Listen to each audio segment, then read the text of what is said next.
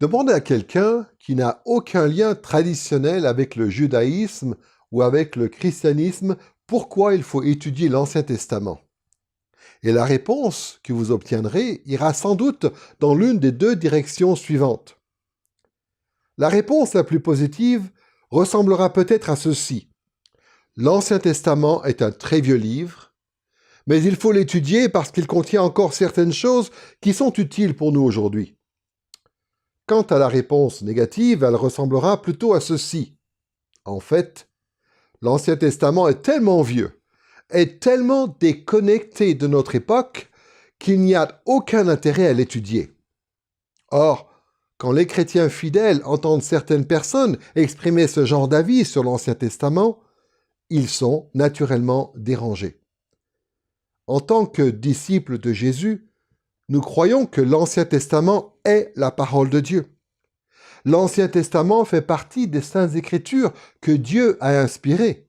Et donc on se dit, mais comment les gens peuvent-ils affirmer de telles choses au sujet de la Bible? Mais ce qui peut paraître surprenant, c'est que même quand on demande à des chrétiens pourquoi il faut étudier l'Ancien Testament, leur réponse ressemble souvent à celle des non-croyants. Au mieux, nous disons qu'il faut étudier l'Ancien Testament parce qu'il contient encore certaines choses qui s'appliquent à nous aujourd'hui. Et au pire, certains chrétiens diront quelque chose du genre « Eh bien, pour être honnête, l'Ancien Testament est tellement vieux, est tellement déconnecté de notre époque qu'il n'y a pas vraiment d'intérêt à l'étudier. » Cette leçon est la première d'une série qui sera consacrée à un survol de l'Ancien Testament. Nous avons intitulé cette série « Le Royaume, les Alliances et le canon de l'Ancien Testament ». Comme le titre l'indique, nous allons aborder au cours de ces leçons 3 éléments particulièrement importants de l'Ancien Testament. Nous verrons que l'Ancien Testament est un livre qui est unifié autour d'un thème central, celui du royaume de Dieu.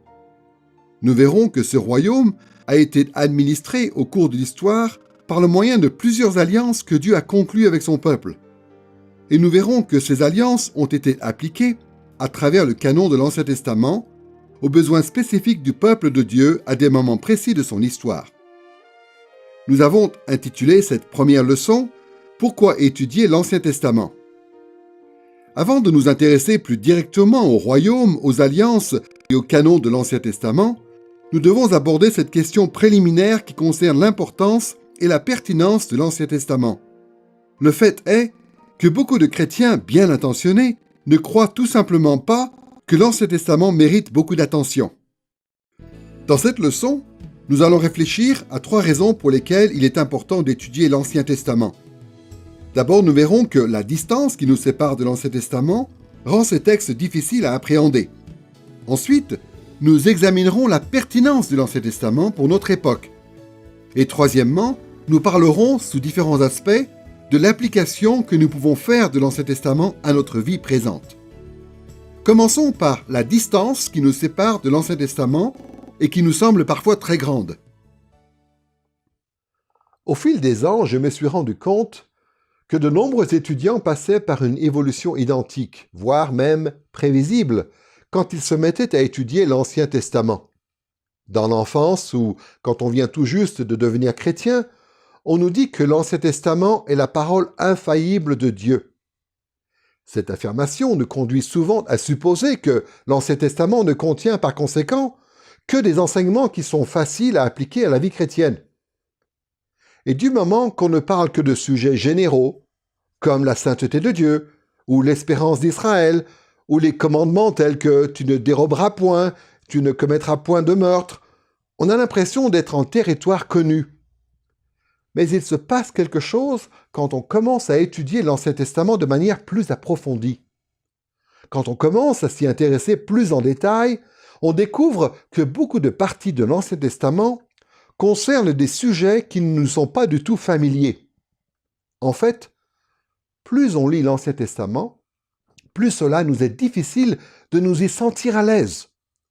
Pour un certain nombre d'entre nous, l'Ancien Testament est un territoire qui nous paraît étrange et lointain. Pour réfléchir à la distance qui semble donc nous séparer de l'Ancien Testament, Nous allons nous concentrer sur deux éléments. D'abord, nous parlerons des différentes causes de cette distance, c'est-à-dire de ce qui fait que l'Ancien Testament nous paraît lointain. Deuxièmement, nous parlerons des différents types de distances auxquelles nous sommes confrontés, c'est-à-dire de différentes catégories de choses qui nous sont étrangères dans l'Ancien Testament. Commençons donc par les différentes raisons de cette distance que nous percevons entre nous et l'Ancien Testament. Les non-croyants invoquent toutes sortes d'arguments pour dire que l'Ancien Testament est complètement déconnecté du monde moderne. Certaines de leurs observations sont légitimes et reposent sur des faits. Mais beaucoup de leurs affirmations procèdent tout simplement de leur absence de foi. Les non-croyants n'ont pas la foi qui sauve, et cela les incite à exagérer le caractère étrange de l'Ancien Testament. Quand on ne croit pas en Dieu, il est évident qu'on va trouver étrange un livre qui parle beaucoup de Dieu. Et quand on ne croit pas en Christ, de la même façon, on va avoir du mal à reconnaître la pertinence d'un livre qui prépare le peuple de Dieu pour la venue de Christ. Nous ne devrions donc pas être surpris lorsque des non-croyants disent qu'ils trouvent l'Ancien Testament très déconnecté du monde actuel. Mais qu'en est-il des croyants? Nous croyons au Dieu de l'Écriture et nous suivons Christ. D'où vient donc la distance que nous percevons entre nous et l'Ancien Testament? L'Ancien Testament présente au moins deux caractéristiques qui font que ces textes nous paraissent souvent difficiles à appréhender. D'une part, Dieu a communiqué l'Ancien Testament aux hommes par un processus qu'on appelle l'inspiration organique. Et d'autre part, Dieu a voulu que l'Ancien Testament atteigne son but par un autre processus qu'on appelle parfois l'accommodation divine. Ces deux caractéristiques, l'inspiration organique et l'accommodation divine, sont responsables en grande partie de la distance que nous percevons entre nous et l'Ancien Testament. Commençons par examiner ce processus qu'on appelle l'inspiration organique. L'expression « inspiration organique » est souvent employée pour désigner la notion chrétienne évangélique historique de l'inspiration divine des Écritures. Cette terminologie a pour but de souligner le fait que le Saint-Esprit a utilisé les personnalités, les expériences et les intentions propres de chaque auteur pour produire la Bible. C'est-à-dire que ce sont les auteurs humains eux-mêmes qui ont décidé quoi écrire, mais ils l'ont fait en étant spécialement conduits par le Saint-Esprit.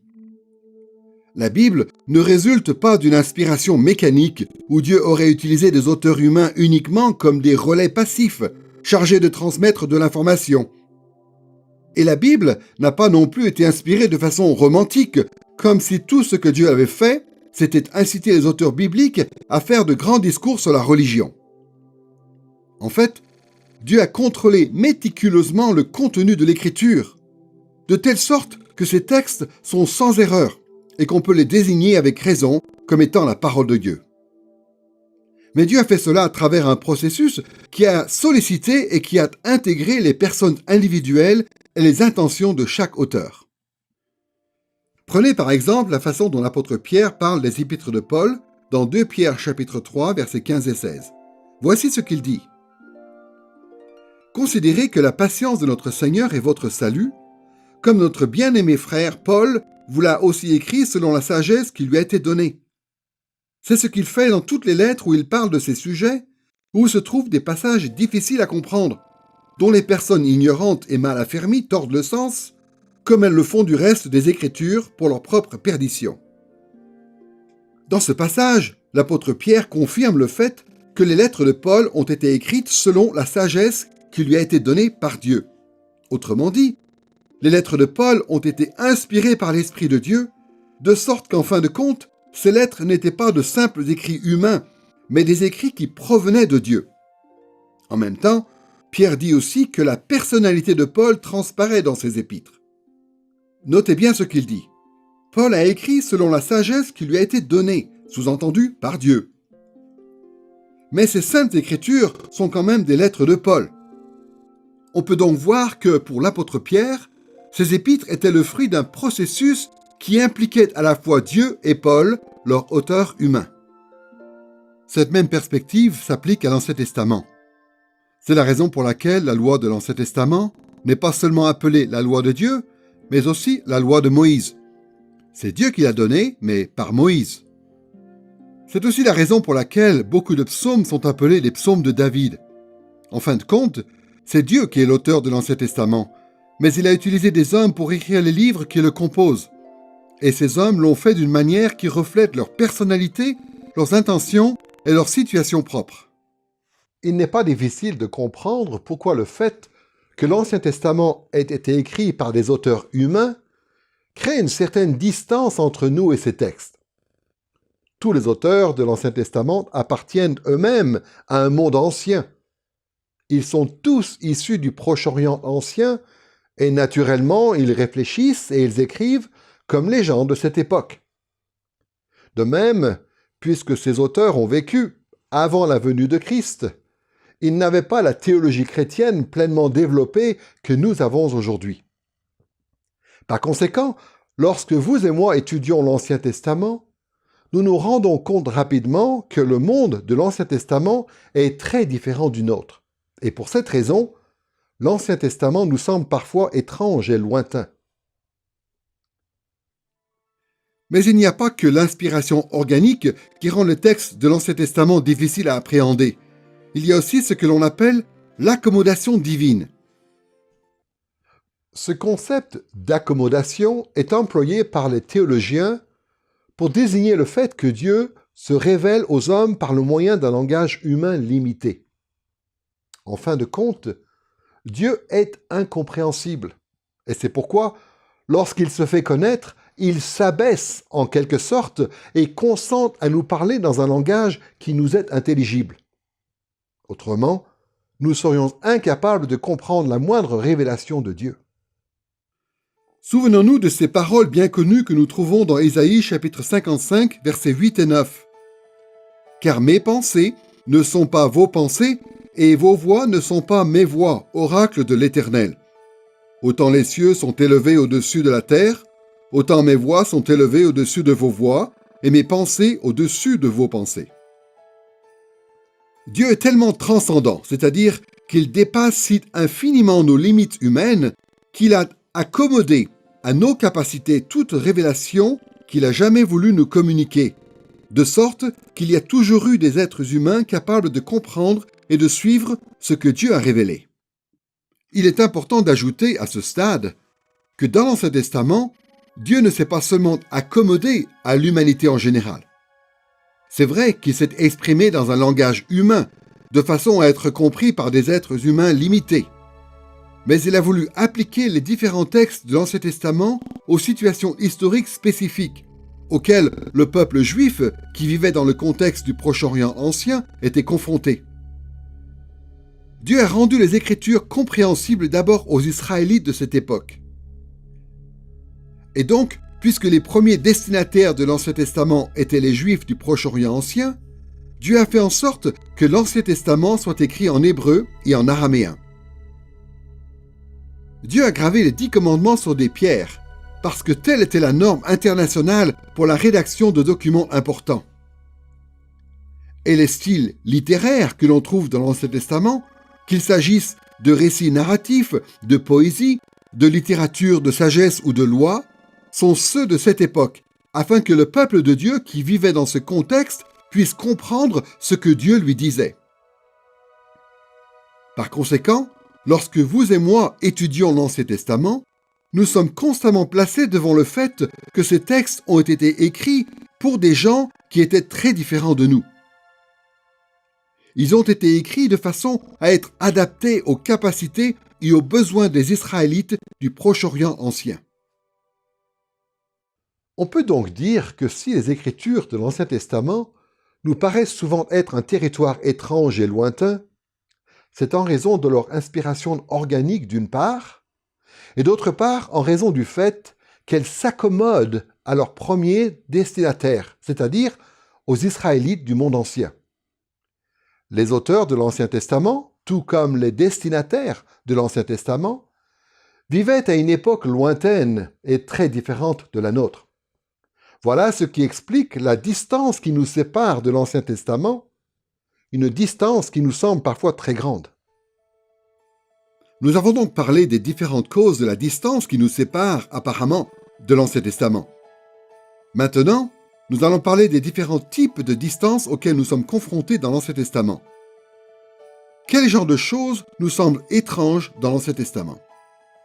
Il est évidemment impossible de faire une liste complète de toutes les caractéristiques différentes de l'Ancien Testament qui font que ces textes nous paraissent étranges et lointains, mais il est peut-être utile de distinguer au moins 3 types de distances qui existent entre nous et l'Ancien Testament. D'abord, une distance théologique, c'est-à-dire la différence entre nos croyances en tant que chrétiens du Nouveau Testament et la vision théologique qui est mise en avant dans l'Ancien Testament. Ensuite, une distance culturelle, c'est-à-dire la différence entre notre culture moderne et le contexte culturel très particulier du Proche-Orient ancien, tel qu'on le découvre dans l'Ancien Testament. Et troisièmement, une distance personnelle, c'est-à-dire la différence entre nous en tant que personnes et les personnes que l'on rencontre dans l'Ancien Testament. Précisons d'emblée que les dimensions théologiques, culturelles et personnelles de la vie ne peuvent pas être absolument séparées les unes des autres. Elles sont intimement liées entre elles et elles s'influencent mutuellement de bien des manières. C'est une réalité qui existait aussi bien à l'époque de l'Ancien Testament que de nos jours. Et donc, il est évident que le fait d'aborder séparément ces différentes dimensions en tant que 3 catégories distinctes peut paraître quelque peu artificiel. Néanmoins, il sera quand même utile pour nous d'aborder ces 3 éléments indépendamment les uns des autres. Commençons donc par la question de la distance théologique qui semble nous séparer de l'Ancien Testament. Quand on veut étudier l'Ancien Testament, un des obstacles les plus évidents que l'on rencontre, c'est le décalage que l'on ressent entre la théologie de l'Ancien Testament et notre propre théologie chrétienne du Nouveau Testament. En parlant de distance théologique, on fait référence principalement à la différence historique qui existe entre la révélation que les auteurs de l'Ancien Testament avaient en leur possession et la révélation plus complète que les chrétiens ont reçue. Il se trouve que l'Ancien Testament enseigne de nombreuses choses concernant Dieu et notre relation avec lui, des choses qui nous semblent, en tout cas à première vue, très différentes de ce que dit le Nouveau Testament. Tous les chrétiens qui lisent l'Ancien Testament se rendent compte à un moment ou à un autre que l'Ancien Testament met en avant une certaine vision théologique qui ne semble pas toujours correspondre au Nouveau Testament. Prenons quelques exemples de ces différences théologiques. Par exemple, Dieu a ordonné à Abraham d'offrir son fils en sacrifice. Qu'est-ce qu'on penserait aujourd'hui de quelqu'un qui affirmerait que Dieu lui avait ordonné de sacrifier son fils? Jamais on ne prendrait au sérieux une telle affirmation théologique. À l'époque de Moïse, Dieu a voulu que son peuple fidèle accède à son salut en marchant depuis l'Égypte jusqu'à la terre promise. Mais aujourd'hui, il nous semblerait très bizarre qu'un groupe de chrétiens prétende parvenir au salut en marchant littéralement à travers un désert. Dans l'Ancien Testament, on découvre aussi des hommes qui se consacraient au service de Dieu, notamment par le moyen de vœux de Nazaréa, qui impliquaient de ne pas se couper les cheveux. Mais de nos jours, on a du mal à comprendre que Dieu ait pu vouloir ce genre de choses. Prenons aussi le fait que dans l'Ancien Testament, Dieu a voulu que le temple soit le seul lieu où son peuple puisse lui rendre un culte sous peine de mort. Mais aujourd'hui, nous affirmons clairement qu'il est possible de rendre légitimement un culte à Dieu n'importe où et à n'importe quel moment. Autrefois, Dieu voulait que son peuple lui offre des sacrifices d'animaux en guise d'expiation pour leurs péchés. Aujourd'hui, de tels rites seraient considérés comme de la cruauté envers les animaux et un affront au sacrifice unique de Jésus-Christ. Dans l'Ancien Testament, Dieu a ordonné la destruction totale de certaines villes cananéennes sans épargner les femmes et les enfants. Mais il nous est impossible d'imaginer que Dieu puisse approuver ce genre de choses aujourd'hui dans un contexte de guerre. Ne sommes-nous pas tous un peu perplexes devant le fait que l'Ancien Testament raconte que Dieu a fait ce genre de choses alors qu'on a l'impression que c'est très différent dans le Nouveau Testament? On pourrait faire une liste sans fin de toutes ces différences théologiques. Le moins qu'on puisse dire, c'est qu'il y a entre nous et l'Ancien Testament une grande distance théologique. C'est indéniable. Mais l'Ancien Testament est un territoire qui nous semble étrange et lointain, non seulement à cause de cette distance théologique qu'on peut observer entre l'Ancien Testament et le Nouveau, mais aussi en raison de la distance culturelle qui sépare le Proche-Orient ancien de notre monde moderne. Quand on parle de différences culturelles qui nous séparent de l'Ancien Testament, il s'agit des éléments de la vie des personnages, des auteurs et des destinataires originels de l'Ancien Testament, qui sont caractéristiques de leur culture respective. Nous voyons cette distance culturelle entre nous et l'Ancien Testament à chaque fois que nous lisons ou imaginons la façon dont on vivait dans le monde de l'Antiquité, que ce soit en Israël, en Canaan, en Égypte, en Assyrie, à Babylone ou dans quelque autre culture du passé. Les gens dont nous lisons l'histoire dans l'Ancien Testament avaient d'innombrables références, valeurs et pratiques culturelles, comme c'est notre cas aujourd'hui. Mais ces attentes, ces coutumes et ces habitudes étaient très différentes des nôtres en raison de l'époque à laquelle ces gens ont existé et du lieu où ils vivaient. La distance culturelle est quelque chose que l'on ressent à cause du fait que la société humaine est constamment en train de changer. Les structures de la société évoluent. Les coutumes du passé nous paraissent étranges. Imaginez que vous visitiez votre propre culture 200 ans en arrière. La plupart d'entre nous nous sentirions très mal à l'aise à cause des différences qui existeraient par rapport à notre situation aujourd'hui. Il nous faudrait beaucoup de temps pour pouvoir nous adapter. Mais si cela est vrai pour une époque si peu éloignée de nous, et en restant dans le même pays, à combien plus forte raison devrions-nous nous attendre à trouver d'énormes différences culturelles entre notre situation et le monde de l'Ancien Testament? Il y a tellement de différences entre le monde du Proche-Orient ancien et celui d'aujourd'hui que beaucoup de choses que nous découvrons dans l'Ancien Testament sont très étranges à nos yeux. Prenons simplement quelques exemples du décalage culturel qui existe entre nous et l'Ancien Testament. D'un point de vue très terre-à-terre, le monde de l'Ancien Testament était globalement un monde agraire. Il est beaucoup question d'agriculture et de pêche dans l'Ancien Testament, mais la population urbaine d'aujourd'hui n'a, en général, pas conscience de ce que ce style de vie impliquait dans l'Antiquité. L'Ancien Testament nous parle aussi de mariage arrangé, mais aujourd'hui on se demande comment les jeunes couples de l'époque pouvaient tolérer ce genre de coutumes. On apprend que les personnages de la Bible pratiquaient la polygamie, ce qui présente un défi au mariage monogame d'aujourd'hui en tant qu'idéal. On découvre aussi l'esclavage dans l'Ancien Testament, ce qui nous rend perplexes. L'Ancien Testament nous présente aussi une culture qui est dominée par une certaine structure sociale que l'on appelle l'impérialisme. On considérait à l'époque que faire partie d'un puissant empire était l'idéal pour une société. Et c'était ce qu'on croyait dans presque toutes les cultures du Proche-Orient ancien, y compris en Israël. À l'époque, on ne connaissait pratiquement rien de nos idéaux démocratiques modernes. Quand on découvre ces choses qui étaient caractéristiques de la vie dans l'Ancien Testament, généralement, on ne sait pas quoi en faire. Comment appréhender cette Bible qui semble si profondément ancrée dans un contexte culturel si différent du nôtre? Quand on lit l'Ancien Testament, il y a donc ce décalage culturel qui contribue à nous donner cette impression d'un fossé profond qui nous sépare de ces textes. Nous avons donc parlé de la distance théologique puis culturelle qui nous sépare de l'Ancien Testament. Mais il y a aussi, troisièmement, une distance personnelle. En parlant de distance personnelle ou de différence personnelle, on parle du fait que les gens qui vivaient à l'époque de l'Ancien Testament étaient, à bien des égards, très différents des gens qui vivent aujourd'hui. Et cette distance entre eux et nous comporte des aspects vraiment propres à la personne. Évidemment, les gens de l'Ancien Testament n'étaient pas complètement différents de nous. Comme on le verra un peu plus loin dans cette leçon, il nous est possible de nous identifier à ces personnes de plusieurs manières très significatives.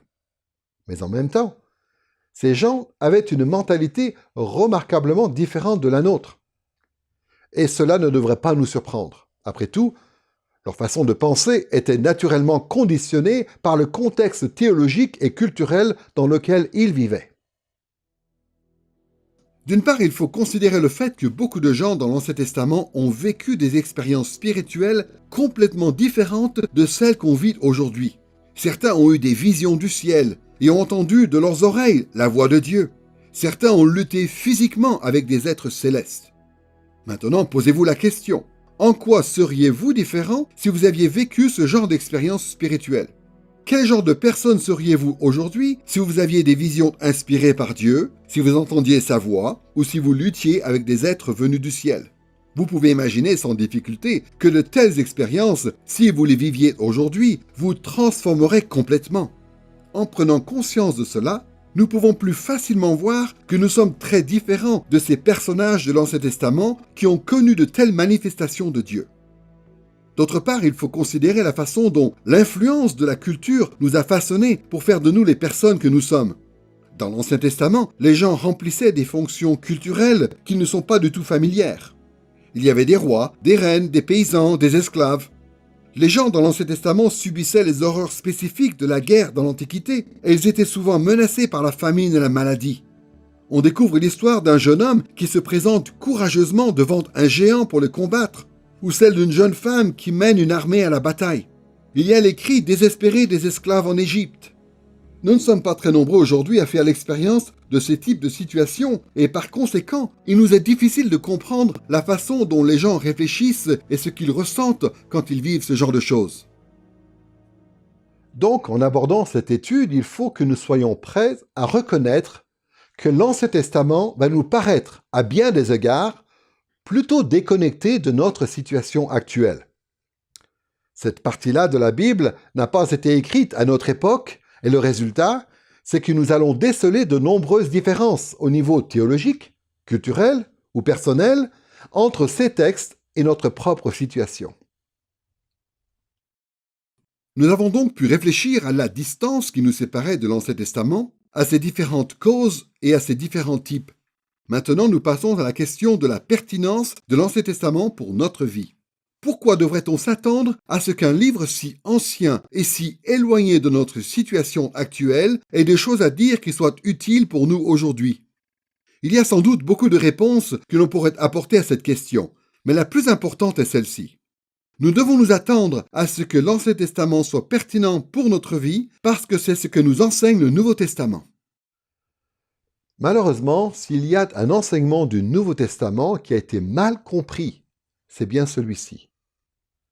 De trop nombreux chrétiens pensent que le Nouveau Testament affirme que l'Ancien Testament est dépassé, obsolète, comme si le Nouveau Testament faisait disparaître notre besoin de l'Ancien Testament. En réalité, le Nouveau Testament affirme tout le contraire. Comme on va le voir, le Nouveau Testament dit que l'Ancien Testament est absolument nécessaire à la vie chrétienne. On ne peut tout simplement pas vivre pleinement en Christ sans être conduit en partie par l'Ancien Testament. Le Nouveau Testament nous parle de la pertinence de l'Ancien Testament de plusieurs manières, mais nous allons concentrer notre attention sur deux éléments en particulier. D'abord, nous verrons les enseignements de Jésus, puis nous verrons les enseignements de l'apôtre Paul. Commençons donc par voir ce que Jésus a dit concernant la pertinence de l'Ancien Testament pour notre vie. Afin d'avoir une vision équilibrée de ce que Jésus a dit sur l'importance de l'Ancien Testament pour nous aujourd'hui, nous allons considérer brièvement deux aspects de l'enseignement de Jésus. D'abord, nous examinerons ce qui semble être des commentaires négatifs sur l'Ancien Testament, et ensuite, nous passerons aux affirmations positives concernant la pertinence de l'Ancien Testament. Pour commencer, regardons ces enseignements de Jésus qui semblent à première vue présenter une vision négative de l'Ancien Testament. Les chrétiens qui pensent que Jésus a mis fin à la pertinence de l'Ancien Testament se réfèrent souvent au Sermon sur la montagne que l'on trouve dans l'Évangile selon Matthieu, chapitres 5 à 7. Dans ce Sermon sur la montagne, à un moment, Jésus aborde plusieurs questions éthiques et la façon dont il aborde ces questions donne l'impression, à beaucoup de gens, qu'il s'oppose aux enseignements de l'Ancien Testament. Prenons les passages suivants qui sont assez connus. Dans Matthieu chapitre 5, versets 21 et 22, voici ce que dit Jésus concernant le meurtre. Vous avez entendu qu'il a été dit aux anciens, « Tu ne commettras pas de meurtre, celui qui commet un meurtre sera passible du jugement. Mais moi je vous dis, quiconque se met en colère contre son frère sera passible du jugement. » Dans Matthieu chapitre 5, versets 27 et 28, Jésus parle de l'adultère en ces mots. « Vous avez entendu qu'il a été dit, « Tu ne commettras pas d'adultère. » Mais moi je vous dis, quiconque regarde une femme pour la convoiter a déjà commis adultère avec elle dans son cœur. Dans Matthieu chapitre 5, versets 31 et 32, Jésus parle du divorce. Il a été dit que celui qui répudie sa femme lui donne une lettre de divorce. Mais moi je vous dis, quiconque répudie sa femme, sauf pour cause d'infidélité, l'expose de devenir adultère. Et celui qui épouse une femme répudiée commet un adultère. Dans Matthieu chapitre 5, versets 33 et 34, le schéma se répète lorsque Jésus évoque le fait de prêter serment. Vous avez entendu dire qu'il a été dit aux anciens, « Tu ne parjureras pas, mais tu t'acquitteras envers le Seigneur de tes serments. » Mais moi je vous dis de ne pas jurer. Jésus parle aussi de la vengeance dans Matthieu chapitre 5, versets 38 et 39. Vous avez entendu qu'il a été dit, « Œil pour œil et dent pour dent. » Mais moi je vous dis de ne pas résister aux méchants. Si quelqu'un te frappe sur la joue droite, tends lui aussi l'autre. Et enfin, Jésus évoque la question de l'amour envers ses ennemis dans Matthieu chapitre 5, versets 43 et 44. Vous avez entendu qu'il a été dit, tu aimeras ton prochain et tu haïras ton ennemi. Mais moi je vous dis, aimez vos ennemis et priez pour ceux qui vous persécutent.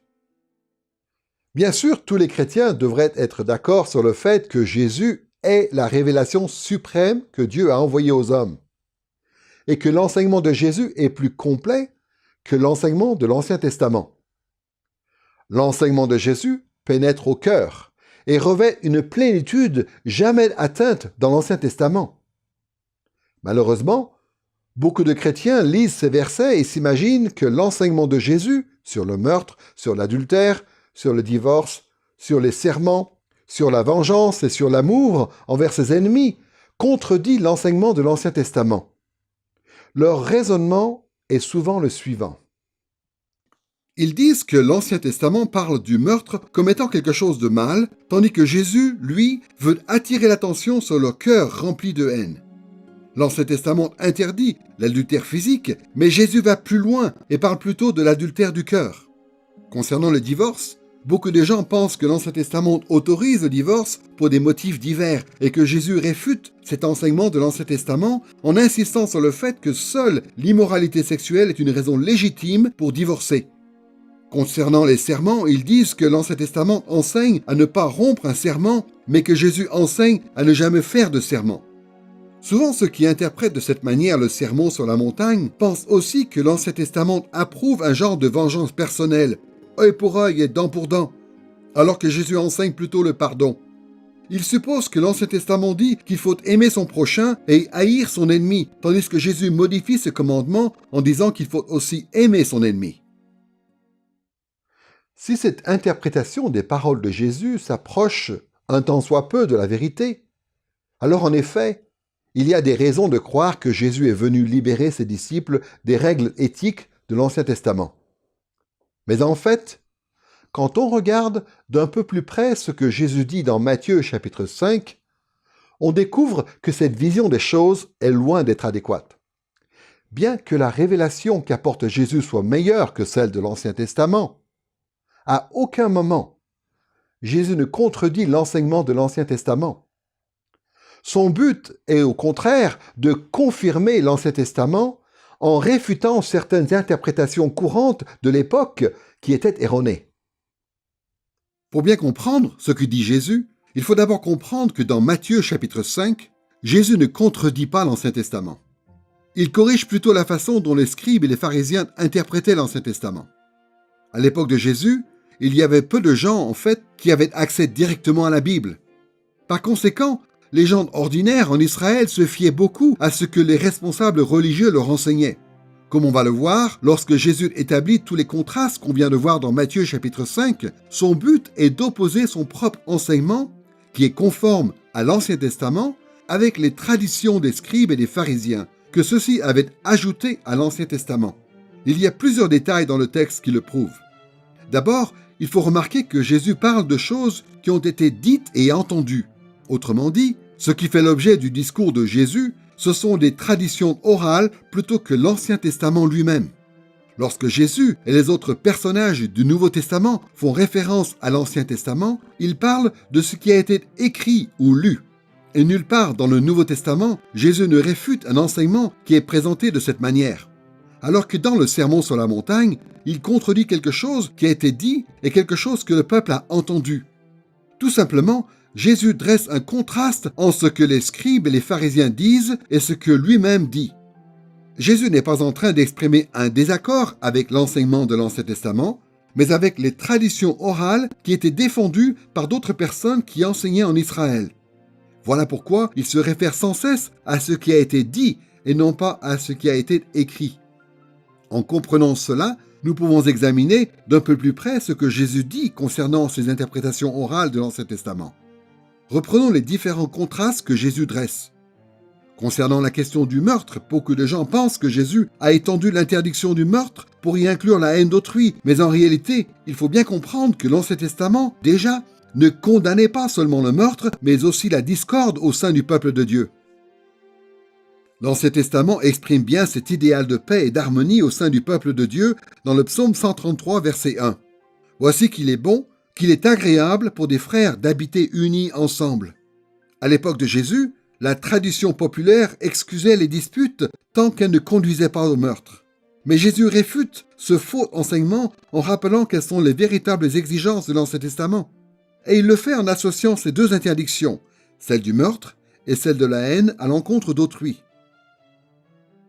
Pour ce qui est de l'adultère, beaucoup de gens pensent que Jésus a étendu l'interdiction de l'adultère pour y inclure l'adultère en pensée.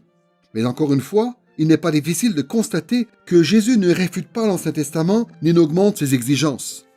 En effet, l'Ancien Testament n'oblige pas seulement le peuple de Dieu à s'abstenir de l'adultère physique, mais aussi à s'abstenir de la convoitise ou de l'adultère du cœur. C'est ce qu'on voit dans Exode chapitre 20, verset 17. « Tu ne convoiteras pas la femme de ton prochain, ni son serviteur, ni sa servante, ni son bœuf, ni son âne, ni rien qui soit à ton prochain. » Le 10e commandement interdit explicitement le fait de convoiter la femme de son prochain. On voit donc clairement que Jésus ne contredit pas la loi de l'Ancien Testament, mais au contraire la réaffirme. Passons au divorce. Encore une fois, beaucoup de gens pensent que Jésus est en désaccord avec l'Ancien Testament sur ce point. Mais il faut bien comprendre qu'à l'époque de Jésus, beaucoup de responsables religieux en Israël pensaient que la législation de l'Ancien Testament permettait aux hommes de répudier leurs femmes pour n'importe quelle raison ou presque, à condition de remplir les bons documents. Mais tout le monde sait que dans l'Ancien Testament, il est dit clairement que Dieu désapprouve ce type de comportement. Comme il est écrit dans Malachie chapitre 2 verset 16, « Haïssable est la répudiation, dit l'Éternel, le Dieu d'Israël. » Dans Matthieu chapitre 19 versets 3 à 9, Jésus explique plus en détail quelle est sa position sur le divorce. Et dans ce passage, il dit clairement que son opposition au divorce est basée sur l'Ancien Testament lui-même, notamment sur le récit de la création où il est question d'Adam et Ève. En ce qui concerne les serments, beaucoup de gens pensent que Jésus s'oppose à la pratique que l'on trouve dans l'Ancien Testament qui consiste à faire des serments. Mais une fois de plus, il se trouve qu'en fait, Jésus ne s'oppose pas à l'enseignement de l'Ancien Testament, mais plutôt à un détournement de cet enseignement. Apparemment, à l'époque de Jésus, il y avait des gens qui disaient que le mensonge était permis tant qu'on n'engageait pas sa parole par un serment. Jésus réfute cette idée et affirme au contraire que l'Ancien Testament interdit tout mensonge et pas seulement le parjure. Comme on le voit dans Proverbes chapitre 6, versets 16 et 17, « Il y a 6 choses pour lesquelles l'Éternel a de la haine, et même 7 qu'il a en horreur, les yeux hautains, la langue trompeuse. » C'est pourquoi Jésus poursuit en disant dans Matthieu chapitre 5, verset 37, « Que votre parole soit oui, oui, non, non. » Jésus ne s'oppose pas à l'Ancien Testament, mais il montre plutôt que les traditions orales des scribes et des pharisiens ne sont pas à la hauteur des exigences de l'Ancien Testament. Sur la question de la vengeance, beaucoup de gens pensent que l'Ancien Testament est pour la vengeance alors que Jésus est contre. Mais en fait, à l'origine, la règle de l'Ancien Testament, œil pour œil et dent pour dent, que l'on trouve notamment dans Exode chapitre 21 verset 24, était destinée à guider les décisions des juges qui exerçaient leurs fonctions dans les tribunaux en Israël. Ainsi, les juges étaient censés prononcer des sentences justes qui étaient proportionnelles au crime qui avait été commis. Ce principe n'a jamais eu pour but de régler les différends au niveau personnel. L'Ancien Testament enseigne bien plutôt aux individus à faire preuve de bonté et de miséricorde les uns envers les autres. Voici ce qui est dit dans Lévitique chapitre 19 verset 18. « Tu ne te vengeras pas, et tu ne garderas pas de rancune envers les fils de ton peuple. Je suis l'Éternel. » À l'époque de Jésus, on se disait que œil pour œil et dent pour dent, ça voulait dire que Dieu approuvait le fait de se venger personnellement. On se disait que si quelqu'un vous faisait du mal, vous aviez le droit de lui rendre proportionnellement le mal qu'il vous avait fait. Mais Jésus réfute ce détournement de la loi et affirme bien au contraire l'enseignement authentique de l'Ancien Testament qui dit que nous devons faire preuve de bonté dans nos relations avec les autres. Enfin, en ce qui concerne le fait d'aimer ses ennemis, beaucoup de gens s'imaginent à tort que dans l'Ancien Testament, il était acceptable de haïr ses ennemis. Apparemment, certains responsables religieux de l'époque de Jésus prenaient le commandement de Lévitique, chapitre 19, verset 18, « Tu aimeras ton prochain » et en déduisaient qu'il était légitime, à l'inverse, de haïr son ennemi. Mais bien sûr, à aucun moment l'Ancien Testament n'enseigne une chose pareille. En fait, voici ce que dit Exode, chapitre 23, verset 24, concernant la façon dont on doit se comporter avec ses ennemis. « Lorsque tu rencontreras le bœuf de ton ennemi ou son âne qui s'est égaré, tu le lui ramèneras. » Encore une fois, Jésus n'établit pas de contraste entre son enseignement et celui de l'Ancien Testament. Il s'oppose bien plutôt aux mauvaises interprétations de son époque et réaffirme l'enseignement authentique de l'Ancien Testament. On se trompe vraiment si on s'imagine que Jésus a enseigné quoi que ce soit qui contredise l'Ancien Testament. Certes, comme on va le voir, Jésus a souvent rendu plus explicite la portée de certains enseignements de l'Ancien Testament. Il a expliqué certaines croyances et certaines pratiques qui étaient préfigurées dans l'Ancien Testament. Et dans ce sens, l'enseignement de Jésus va plus loin que celui de l'Ancien Testament, en révélant un peu plus le caractère de Dieu et sa volonté pour son peuple. Mais Jésus ne s'oppose jamais à l'Ancien Testament, ni aux enseignements qu'il contient. Au contraire, il s'oppose plutôt aux mauvaises interprétations de l'Ancien Testament. Nous avons vu que ce qui semblait à première vue être des commentaires négatifs de la part de Jésus concernant l'Ancien Testament était en fait une défense de l'Ancien Testament. Maintenant, passons à d'autres passages où cette fois, les affirmations positives de Jésus concernant l'autorité et la pertinence de l'Ancien Testament sont plutôt faciles à comprendre. Globalement, il y a beaucoup d'éléments qui montrent que Jésus a une vision très positive de l'Ancien Testament. Par exemple, il ne cesse de s'y référer comme étant la base de son propre enseignement. À l'occasion de sa transfiguration, il a manifesté sa gloire en se tenant debout entre Moïse, le médiateur de la loi, et Élie, le chef des prophètes. Et au cours de sa vie, Jésus s'est appliqué de tout son cœur à obéir à tous les enseignements de l'Ancien Testament. Mais pour avoir des exemples spécifiques de l'attitude positive de Jésus à l'égard de l'Ancien Testament, revenons au Sermon sur la montagne. Voici ce que dit Jésus dans Matthieu chapitre 5, versets 17 et 18. « Ne pensez pas que je sois venu abolir la loi ou les prophètes. Je suis venu non pour abolir, mais pour accomplir. En vérité, je vous le dis, jusqu'à ce que le ciel et la terre passent, pas un seul iota, pas un seul trait de lettre de la loi ne passera jusqu'à ce que tout soit arrivé. » Ici, Jésus affirme très clairement qu'il n'est pas venu pour faire disparaître la loi ou les prophètes. Il insiste au contraire sur le fait que tous les détails de l'Ancien Testament, jusqu'au moindre trait de lettre, resteront en vigueur jusqu'à la fin du monde. Malheureusement, les chrétiens s'imaginent souvent que Jésus a voulu dire exactement l'inverse de ce qu'il dit en réalité. Jésus dit « Je suis venu non pour abolir, mais pour accomplir. » Et beaucoup de chrétiens supposent qu'il a voulu dire « Je suis venu non pour abolir l'Ancien Testament, mais pour annuler sa pertinence. » Or, quand on regarde ce que Jésus dit juste après, il est évident que ce n'est pas ce que Jésus a voulu dire.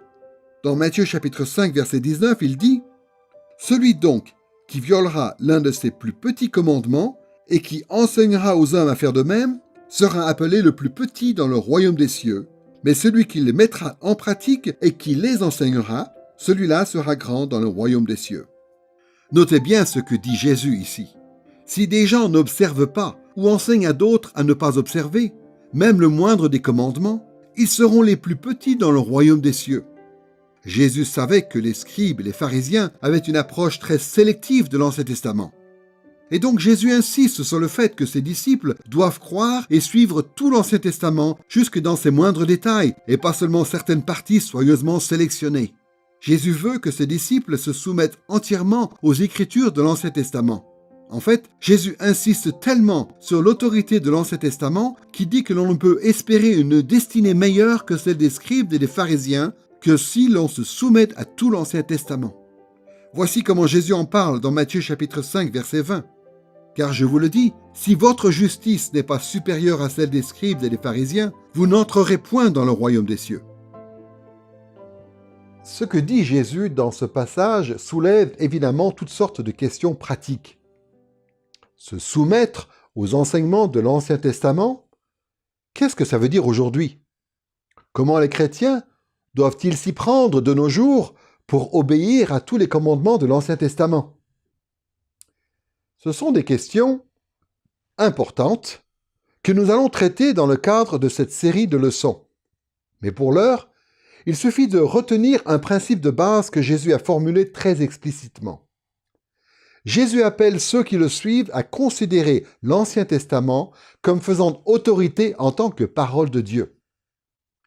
Il ne faut pas rejeter ces textes comme s'ils avaient perdu toute pertinence, mais au contraire s'en instruire et s'y soumettre entièrement. Nous avons pu commencer à réfléchir à la pertinence de l'Ancien Testament pour la vie chrétienne, d'abord en examinant les enseignements de Jésus à ce sujet. Maintenant, nous allons considérer brièvement les enseignements de Paul. Pour bien voir que l'apôtre Paul souscrit pleinement à l'Ancien Testament, nous allons nous intéresser à ce qu'il dit en suivant le même schéma que ce que nous avons fait pour les enseignements de Jésus. D'abord, nous allons réfléchir à ce qui semble être des commentaires négatifs de Paul concernant la loi de l'Ancien Testament, et ensuite, nous nous intéresserons aux affirmations positives qu'il fait sur la pertinence de l'Ancien Testament. Commençons par l'appréciation apparemment négative de l'Ancien Testament que l'on trouve chez Paul. Il est triste de constater que de nos jours, beaucoup de chrétiens pensent que Paul avait une vision très négative de l'Ancien Testament. Ces croyances sincères justifient leur opinion par un certain nombre de passages tirés des épîtres de Paul. Prenons simplement un exemple. Voici ce que Paul écrit dans Galates chapitre 3 versets 1 à 5. « Ô Galates insensés, qui vous a fasciné, vous, aux yeux de qui a été dépeint Jésus-Christ crucifié? Voici seulement ce que je veux apprendre de vous. Est-ce en pratiquant la loi que vous avez reçu l'Esprit, ou en écoutant avec foi? Êtes-vous tellement insensés? Après avoir commencé par l'Esprit, allez-vous maintenant finir par la chair? Avez-vous fait tant d'expériences en vain? Si du moins c'est en vain. Celui qui vous accorde l'Esprit et qui opère des miracles parmi vous, le fait-il donc parce que vous pratiquez la loi ou parce que vous écoutez avec foi? » Paul croyait évidemment que Christ avait révélé plus de choses concernant Dieu et sa volonté que ne l'avait fait l'Ancien Testament. Paul croyait que la foi du Nouveau Testament était plus complète. Mais souvent, des chrétiens bien intentionnés lisent ce type de passage et pensent que pour Paul, l'Ancien Testament n'a plus de pertinence. Alors qu'en réalité, Paul ne nie pas la pertinence de l'Ancien Testament, mais il s'oppose à un usage détourné de l'Ancien Testament. Dans ce passage en particulier, au verset 2, Paul demande aux Galates s'ils ont reçu l'Esprit Saint par la loi de l'Ancien Testament ou par la foi. Au verset 3, il leur demande quel est leur appui. Vont-ils se mettre à s'appuyer sur la chair, c'est-à-dire sur leurs propres efforts, alors qu'ils ont commencé par l'Esprit? Et au verset 5, il leur demande si les miracles opérés par l'Esprit ont eu lieu parce qu'ils ont pratiqué la loi ou parce qu'ils ont écouté avec foi. À chaque fois, ce que Paul veut dire, c'est que les bienfaits de la foi chrétienne ne viennent pas par l'obéissance à la loi, mais par la foi en l'évangile de Christ. Les affirmations de ce type que l'on trouve dans les écrits de Paul conduisent beaucoup de gens à penser que Paul rejetait l'autorité et la pertinence de l'Ancien Testament au profit de la foi chrétienne et du Saint-Esprit. On entend même dire parfois que le fait de défendre la pertinence de l'Ancien Testament pour la vie chrétienne consiste tout simplement à se détourner de l'Évangile. Pourtant, si l'on regarde d'un peu plus près le contexte de ces versets, on peut se rendre compte que Paul, à l'image de Jésus, ne s'oppose pas à l'Ancien Testament lui-même. Ce à quoi il s'oppose, c'est un certain usage abusif de l'Ancien Testament. Paul résiste vigoureusement à une façon de détourner l'Ancien Testament, qui fait de l'Ancien Testament le fondement d'une religion légaliste, c'est-à-dire d'une religion qui prétend que le salut s'obtient par de bonnes œuvres. Dans ce passage, Paul dénonce les faux docteurs qui, en prétendant qu'on obtient le salut par l'obéissance à la loi, enferment les Galates sous le jugement de la loi. À l'inverse, Paul affirme que l'évangile de Christ est parfaitement cohérent avec le véritable enseignement de l'Ancien Testament. Voyez la façon dont Paul évoque cette question un peu plus loin dans Galates chapitre 3, versets 10 à 13. « Tous ceux, en effet, qui dépendent des œuvres de la loi sont sous la malédiction, car il est écrit « Maudit soit quiconque n'observe pas tout ce qui est écrit dans le livre de la loi pour le mettre en pratique, et que nul ne soit justifié devant Dieu par la loi. Cela est évident, puisque le juste vivra par la foi. Or, la loi ne provient pas de la foi, mais elle dit « Celui qui mettra ces choses en pratique vivra par elles. » Christ nous a rachetés de la malédiction de la loi, étant devenu malédiction pour nous, car il est écrit « Maudit soit quiconque est pendu au bois. » Comme on le voit clairement dans ce passage, Paul réfute ceux qui s'appuient sur l'obéissance à la loi pour obtenir le salut. Il réfute ceux qui espèrent être justifiés par la loi. Si telle est notre pratique religieuse, nous sommes maudits car nous ne pourrons jamais obéir parfaitement. Leur seule façon d'échapper à cette malédiction consiste à avoir foi en Christ qui a pris sur lui notre malédiction. Mais Paul réfute-t-il l'Ancien Testament? Estime-t-il que l'Ancien Testament n'a aucune pertinence pour les chrétiens? Tout le contraire. En fait, Paul s'appuie même sur l'Ancien Testament pour montrer que le salut est par la foi seule. Dans Galates chapitre 3 verset 11, il cite Habacuc chapitre 2 verset 4, où le prophète dit ceci, « Le juste vivra par la foi ». D'après Paul, l'évangile chrétien du salut par la foi seul est conforme à ce qu'enseigne l'Ancien Testament. Nous venons donc de voir que les commentaires négatifs que Paul semble faire sur l'Ancien Testament concernent en réalité un usage détourné et abusif de l'Ancien Testament qui donne lieu à un système de justification par les œuvres. Nous allons voir maintenant les affirmations positives de Paul qui soutiennent très clairement la pertinence de l'Ancien Testament pour les chrétiens. Globalement, on peut dire que l'apôtre Paul se réfère très souvent à l'Ancien Testament pour justifier sa propre théologie. Il y a des citations et des allusions à l'Ancien Testament qui apparaissent un peu partout dans ses écrits. Mais de manière plus directe encore, Paul affirme que l'Ancien Testament est très pertinent pour la vie chrétienne. Prenons par exemple ce que dit Paul dans Romains chapitre 15, verset 4.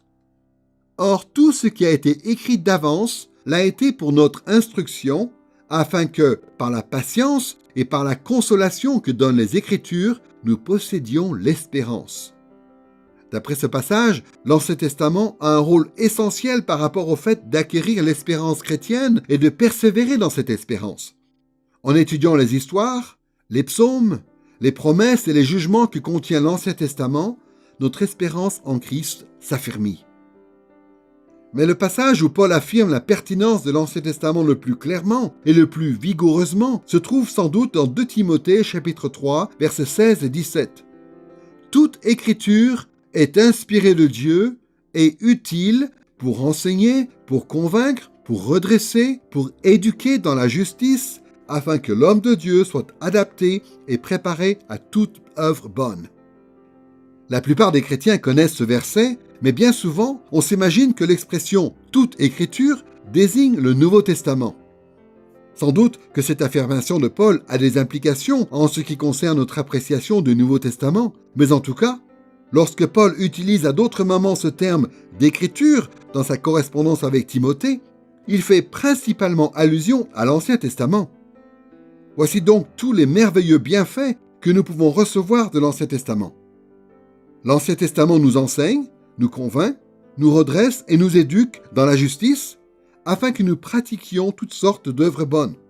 En un mot, Paul dit que l'Ancien Testament est si pertinent qu'il est pratiquement indispensable à la vie chrétienne.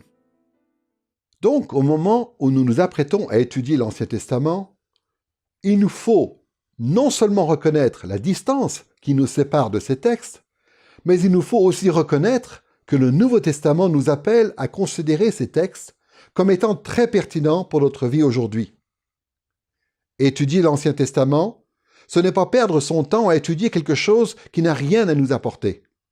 Étudier l'Ancien Testament, c'est plutôt étudier le livre qui est en mesure de nous rendre sages en vue du salut. Nous passons maintenant au troisième volet de cette leçon pour parler de l'application que nous pouvons faire de l'Ancien Testament aujourd'hui. À partir de ce qu'on a vu jusqu'ici, il ne devrait faire aucun doute que le fait d'interpréter et d'appliquer l'Ancien Testament représente une tâche monumentale. Il est par contre très réconfortant de savoir que le Saint-Esprit aide les disciples de Christ à étudier l'Ancien Testament et à en tirer les bonnes applications. En fait, le Saint-Esprit nous conduit et nous enseigne d'une façon qui dépasse largement tout ce que nous pourrions accomplir par nos propres forces. Si cela est très rassurant, il ne faut pas pour autant basculer dans la complaisance en se disant que le Saint-Esprit va faire tout le travail. Il est de notre devoir, devant Dieu, d'accepter et de relever du mieux possible ce défi qui consiste à apprendre comment appliquer l'Ancien Testament de manière responsable. L'apôtre Paul évoque cette responsabilité en parlant à Timothée dans 2 Timothée chapitre 2 verset 15. « Efforce-toi de te présenter devant Dieu comme un homme qui a fait ses preuves, un ouvrier qui n'a pas à rougir et qui dispense avec droiture la parole de la vérité. » Nous allons parler de l'application de l'Ancien Testament à la situation des chrétiens aujourd'hui en abordant successivement 3 points. D'abord, nous parlerons de la difficulté qu'il y a à appliquer l'Ancien Testament. Ensuite, nous examinerons les points de contact qui rendent possible l'application d'un livre si ancien à notre situation actuelle. Et troisièmement, nous évoquerons les évolutions dont nous devons tenir compte pour pouvoir tirer des applications de l'Ancien Testament. Pour commencer, quelle est la difficulté à laquelle nous sommes confrontés lorsque nous cherchons à comprendre l'Ancien Testament et à l'appliquer à notre vie aujourd'hui? On peut parler de cette difficulté sous différents angles, mais la question à laquelle on va s'intéresser principalement est la suivante. Comment combler le fossé qui nous sépare de l'Ancien Testament? Comment surmonter cette distance qui existe entre notre situation et celle de l'Ancien Testament, de façon à pouvoir discerner la pertinence de ces textes pour nous aujourd'hui? Essayons d'être clairs. Comme on l'a vu, Dieu a donné l'Ancien Testament à son peuple il y a très longtemps pour que ce peuple, à son époque, sache vivre pour Dieu. Mais comme on l'a vu également, Dieu nous a donné l'Ancien Testament à nous aussi pour que nous sachions à notre tour comment vivre. Le problème, c'est que nous vivons dans un monde qui est très différent de celui de l'Ancien Testament. Pour cette raison, il existe un fossé profond, un abîme entre l'Ancien Testament et nous, qui fait que nous avons beaucoup de difficultés à comprendre comment il faut appliquer l'Ancien Testament à notre vie. Par conséquent, si nous voulons appliquer l'Ancien Testament de manière responsable à notre situation actuelle, il y a 3 choses que nous devons faire. D'abord, nous devons comprendre le monde ancien dans lequel s'inscrit l'Ancien Testament à l'origine. Ensuite, nous devons traverser la distance historique qui nous sépare de l'Ancien Testament en étant attentifs à tout ce qui différencie notre monde actuel du monde de l'Ancien Testament.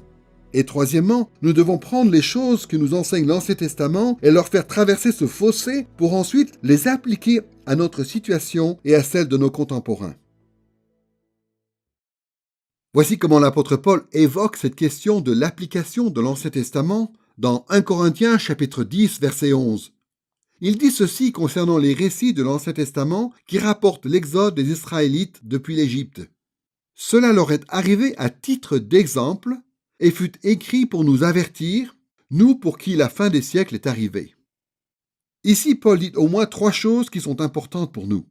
D'abord, il parle d'événements et de récits. Cela est arrivé et fut écrit. Ensuite, Paul parle de lui-même et des chrétiens de Corinthe quand il dit « Cela fut écrit pour nous avertir ». Et enfin, Paul fait allusion à la distance qui sépare les Corinthiens de ces événements anciens et des récits qu'il les rapporte quand il désigne les chrétiens comme étant ceux pour qui la fin des siècles est arrivée. Ces paroles montrent que pour Paul, les croyants du Nouveau Testament appartiennent à une époque différente de celle des croyants de l'Ancien Testament. Notre époque, c'est celle de la fin, celle de l'accomplissement de l'histoire. Ces paroles de l'apôtre montrent bien que pour relever le défi de l'application de l'Ancien Testament à notre situation aujourd'hui, il faut apprendre à connaître ce monde ancien, il faut comprendre le monde dans lequel nous vivons maintenant, et il faut s'efforcer de combler le fossé entre les deux. Pour commencer, si l'on veut appliquer correctement l'Ancien Testament, Il faut apprendre à mettre de côté le monde actuel.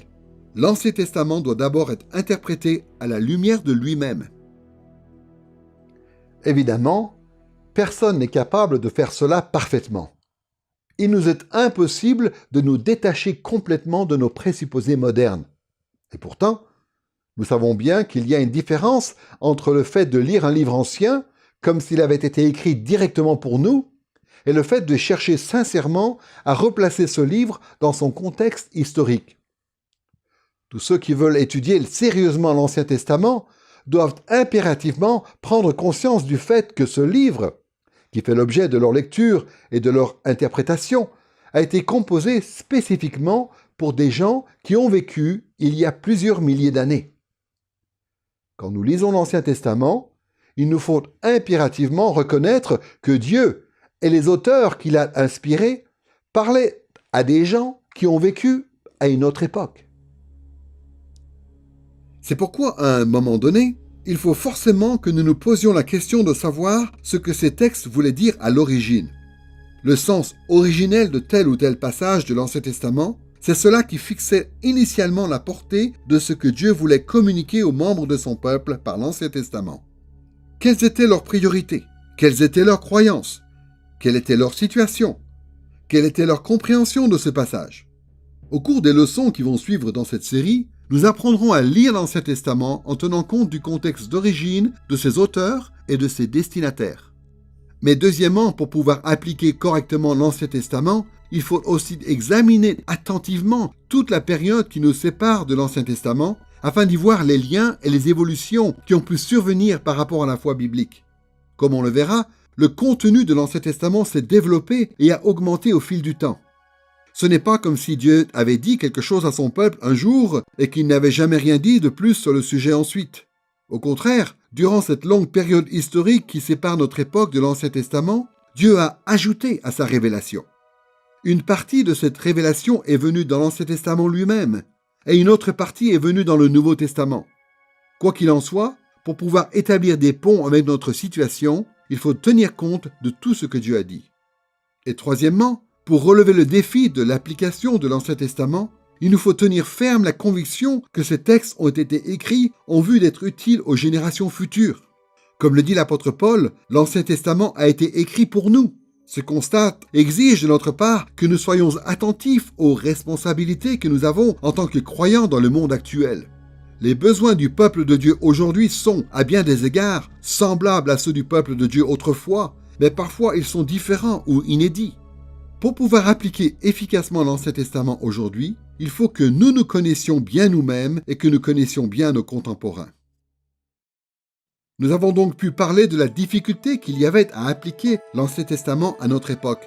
Nous passons maintenant au deuxième point relatif à cette partie sur l'application de l'Ancien Testament. Quels sont les points de contact qui peuvent nous permettre de prendre ces enseignements qui appartiennent au monde de l'Ancien Testament et de les faire traverser le fossé de l'histoire pour qu'ils nous rejoignent dans notre monde actuel? Quels sont les liens qui existent entre ces deux mondes?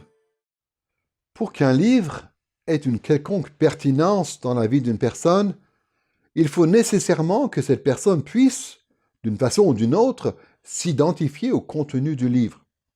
Il faut qu'il y ait des choses en commun entre ce qui est écrit dans le livre et l'expérience personnelle du lecteur pour que le livre soit un minimum applicable.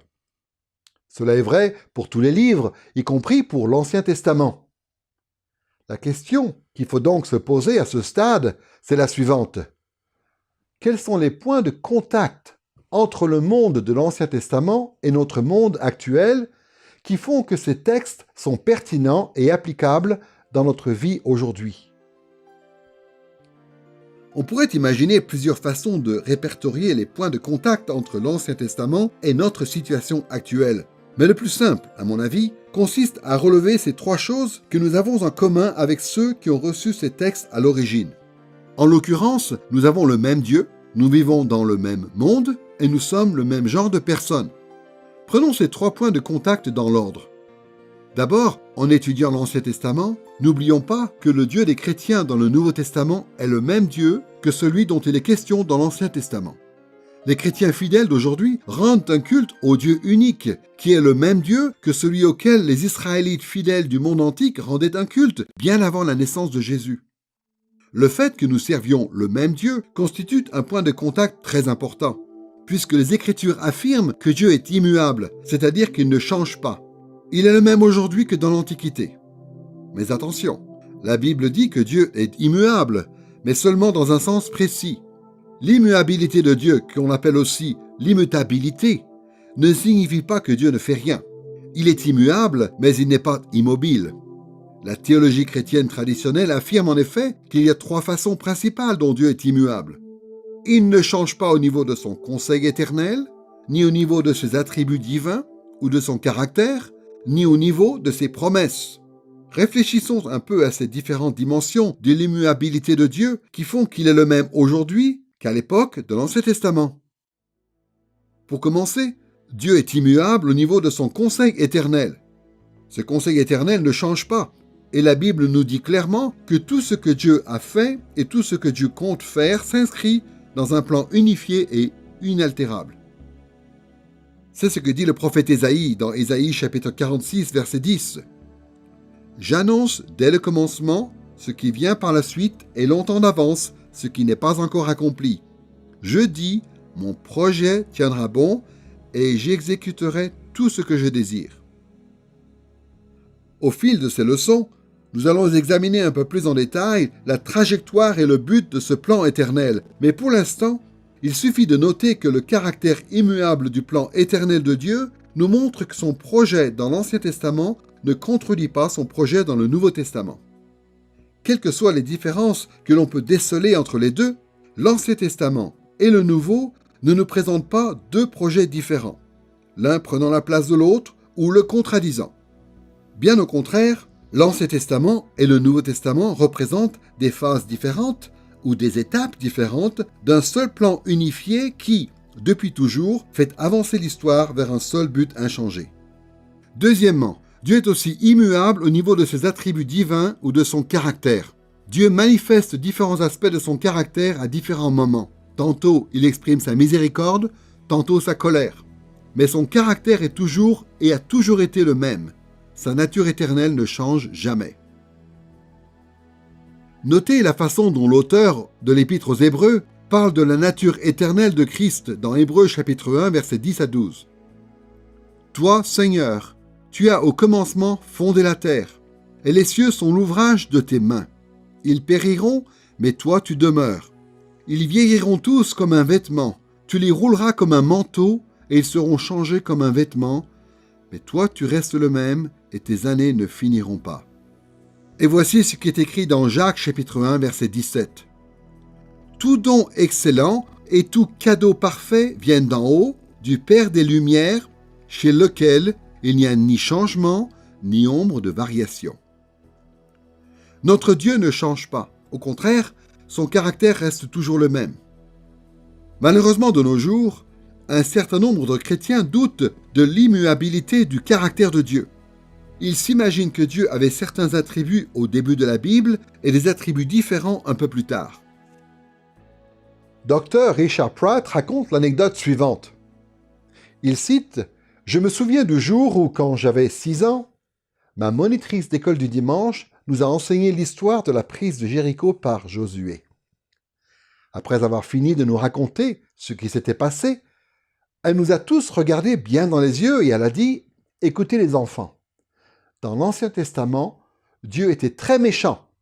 Il voulait même faire mourir des enfants. Mais depuis cette époque, Dieu a changé. Dans le Nouveau Testament, il aime tout le monde. C'est super, non, de vivre à l'époque du Nouveau Testament plutôt qu'à l'époque de l'Ancien. » Et bien sûr, nous étions tous d'accord. Aucun de nous ne voulait se faire tuer comme les enfants de Jéricho. Et Dr. Richard Pratt continue en disant « Je ne doute pas des bonnes intentions de ma monitrice d'école du dimanche, mais la réalité, c'est qu'elle a fait une terrible erreur de jugement. Le caractère de Dieu n'a pas changé depuis l'Ancien Testament. Au contraire, il est toujours autant le Dieu du jugement, aussi bien dans le Nouveau Testament que dans l'Ancien. Et il est toujours autant le Dieu d'amour, aussi bien dans l'Ancien Testament que dans le Nouveau. Le caractère de Dieu a toujours été et sera toujours précisément ce qu'il est aujourd'hui. Il ne change pas. L'immuabilité des attributs de Dieu est donc une autre raison pour laquelle nous pouvons croire que l'Ancien Testament est pertinent par rapport à notre vie actuelle. Bien que les actes de Dieu dans l'Ancien Testament aient l'air d'être, à première vue, très différents de ces actes dans le Nouveau Testament, nous devons néanmoins affirmer, car c'est l'enseignement de l'Écriture, que le caractère de Dieu n'a jamais changé. Tout ce qu'il a fait dans l'Ancien Testament reflète ce caractère. Et puisque son caractère n'a pas changé, nous pouvons être certains que ce qu'il fait dans le Nouveau Testament est aussi parfaitement cohérent avec sa nature éternelle.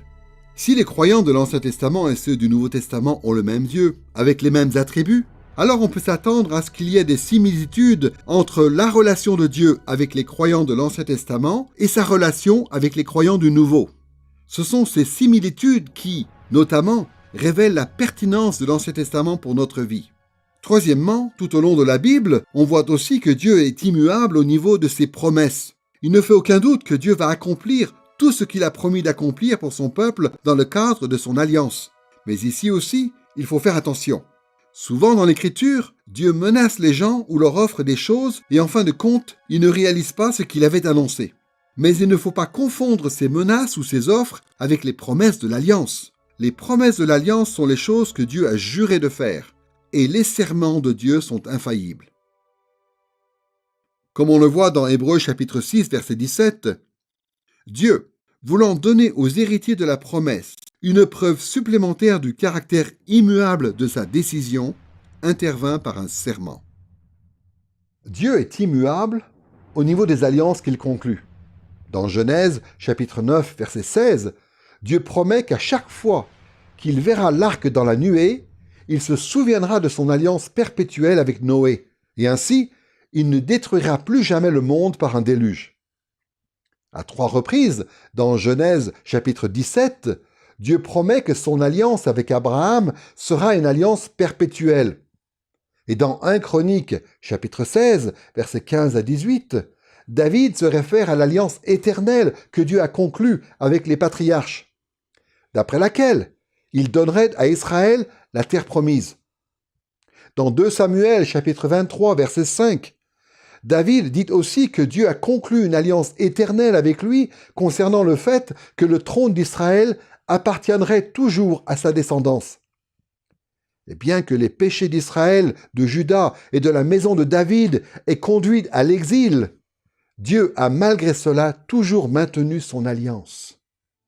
Voici ce que nous lisons dans Ézéchiel chapitre 16, versets 59 et 60. « Car ainsi parle le Seigneur l'Éternel. J'agirai envers toi comme tu as agi, toi qui as méprisé le serment en rompant l'alliance. Mais moi, je me souviendrai de mon alliance avec toi au temps de ta jeunesse, et j'établirai avec toi une alliance éternelle. » Il faut bien reconnaître que parfois, dans le Nouveau Testament, on a l'impression que Dieu a oublié ou mis de côté certaines de ses promesses.